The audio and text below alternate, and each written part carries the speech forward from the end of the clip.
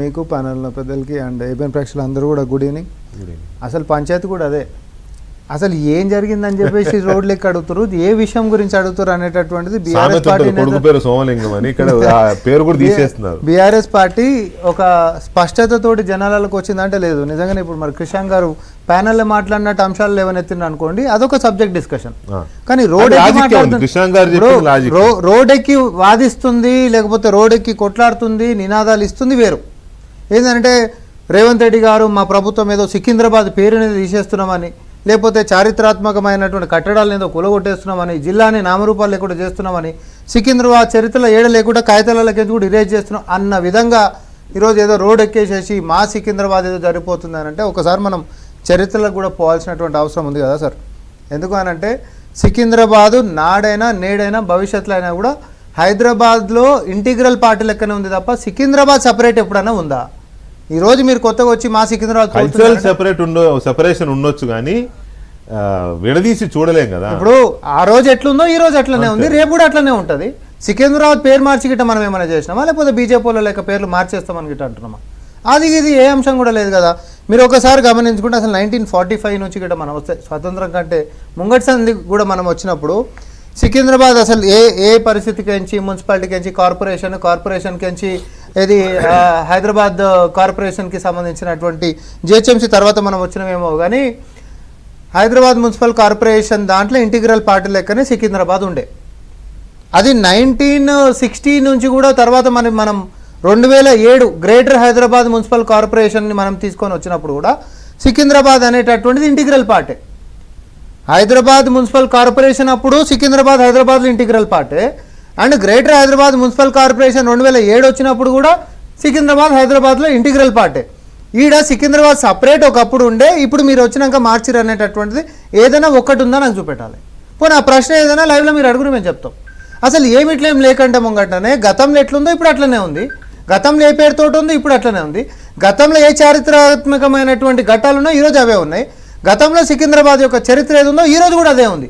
అసలు దేని మీద గగ్గోలు పెడుతున్నారంటే సేమ్ హెచ్సియూలో డైనోసార్లు పోతున్నాయి అన్నట్టే. హెచ్సియూలో డైనోసార్లు అన్నీ పోతున్నాయి, అడవులకు చెట్లు కొట్టేసారు.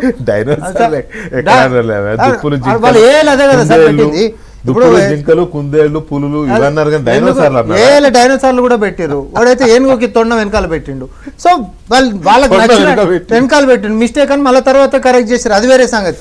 అయితే ఈరోజు ఒక వాదం కావాలి, ఒక వితండ వాదం జరగాలి, రోడ్డు మీద ఒక మాహోల్ జరగాలి, ప్రభుత్వానికి ఏదో వ్యతిరేకంగా జరుగుతుందని ప్రజలు నమ్మాలి. సో కాబట్టి ఏది లేకపోయినా ఒక అక్కసుతోటి ఒక అంశాన్ని ఎత్తుకొని ఆ దాని మీద లాజికల్ సబ్స్టెన్స్ ఏం లేకపోయినా కూడా ప్రజల్ని నమ్మించేటటువంటి ప్రయత్నం చేయాలి. పాపం ఆ గట్టి ప్రయత్నాన్ని తలసాని శ్రీనివాస్ గారు చేసేటటువంటి ప్రయత్నం చేసిరా తప్ప సికింద్రాబాద్ ప్రజలు విఘ్నులు. అసలు గతంలో ఉంటున్నటువంటి దానికి ఇప్పుడు ఉంటున్నటువంటి దానికి ఏం తేడా జరిగిందని చెప్పి ఈరోజు ఇవన్నీ చేస్తూ ఉన్నారు అనేటటువంటి ఒక చర్చ. అయితే వార్డు సబ్జెక్ట్కి నిజంగానే మరి కిషాన్ గారు మాట్లాడినట్టుగా 150 నుంచి 300 చేస్తే అది ఏ దాని మీద స్పష్టత రావాలని చెప్పి ఒక మాట అన్నారు. మరి అదే 2007లో గ్రేటర్ హైదరాబాద్ మున్సిపల్ కార్పొరేషన్ అప్పుడు కూడా 100 వార్డులని 150 వార్డులు చేశారు. 100 వార్డులు ఉంటున్నటువంటి 150 వార్డులు చేశారు, అప్పుడు కూడా చేశారు. చుట్టుముట్టు ఉంటున్నటువంటి ఈ రోజున్న ఎల్బీ నగర్ అయినా, షేర్లింగంపల్లి అయినా, లేకపోతే కుకట్పల్లి అయినా 5 మున్సిపాలిటీలు కలిపినట్టున్నారు. 12 సార్, 12 డజన్ కలిపి రాయాలి కూడా. సో 12 మున్సిపాలిటీలను కూడా ఇప్పుడు కుకట్పల్లి తీసుకోండి, షేర్లింగంపల్లి తీసుకోండి, ఎల్బీ నగర్ తీసుకోండి, ఇవన్నిటిని కూడా కలిపి. సో అది గ్రేటర్ మహానగరం లెక్క మనం మార్చినాం. మళ్ళా కాలక్రమేణా జనాభా పెరుగుతూ ఉంటుంది, అభివృద్ధి పెరుగుతూ ఉంటుంది, కనీస వసతులు అనేటటువంటిది ప్రభుత్వం ఇవ్వాల్సినటువంటి బాధ్యత ఉంటుంది. అరే ఔటర్ రింగ్ రోడ్ అనేటటువంటిది ఒక ఖచ్చితమైనటువంటి బౌండరీ లెక్క ఈరోజు మన నగరానికి ఉంది. సో ఆ ఖచ్చితమైనటువంటి బౌండరీని ఒక యూనిట్ లెక్క మనం తీసుకుంటున్నటువంటి పాలనా సౌలభ్యం కోసము దాంట్లోనే గ్రామ పంచాయతీలు ఉంటుండేంది, ఇంకా మున్సిపాలిటీలు ఉంటుండేంది, లేకపోతే ఇంకా కూడా పాఠశాలలు కావాలనంటే దానికి మున్సిపల్ ఫండ్స్ కిందకి తెచ్చుకోవాల్సిన అవసరం ఏముంది? బరాబర్ కార్పొరేషన్ కింద వెసులుబాటుతోటి కావాల్సినటువంటి రోడ్లైనా, స్కూళ్ళైనా, శానిటేషన్ అయినా, ఏ అంశాలైనా కూడా ఈరోజు పాలనా సౌలభ్యం పెరుగుతుంది, అన్ని రకాలుగా కూడా లాభం జరుగుతుంది. 100 నుంచి 150 డివిజన్లు గ్రేటర్ హైదరాబాద్ వచ్చినప్పుడు ఎట్లయితే పెరిగిందో ఈరోజు మెగా హైదరాబాద్ కింద ఈరోజు 150 డివిజన్లు కాస్త 300 డివిజన్లకి ఒక ప్రతిపాదన జరుగుతూ ఉంది. ఆ ప్రతిపాదనలో ఏమైనా ప్రతిపాదన ఎక్కడ అయిపోయింది? ఆయన ఒక క్వశ్చన్ వేసాడు మళ్ళీ ఇమీడియట్ గా, అంత సింగిల్ యూనిట్ లెక్క వేస్తారా, 3 భాగాలకే వేస్తారా? మేము కోర్ హైదరాబాద్ మూడు చేస్తామా? అన్నారు కదా, ఆల్రెడీ 3 చెప్పినారు కదా. కోర్ హైదరాబాద్ చేస్తామా లేకపోతే ఏమంటారు మల్కాజ్గిరి చేస్తామా, సైబరాబాద్ చేస్తామా?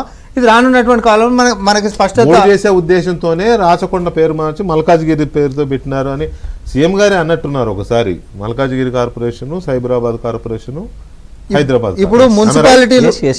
మున్సిపాలిటీలు మారి పెరిగినప్పుడు దాని సౌలభ్యం కోసం పరిపాలన వ్యవహారం ఎట్లుంటుందో సార్, సేమ్ అట్లనే మరి పోలీసులది కూడా మారాలి కదా. పోలీసులు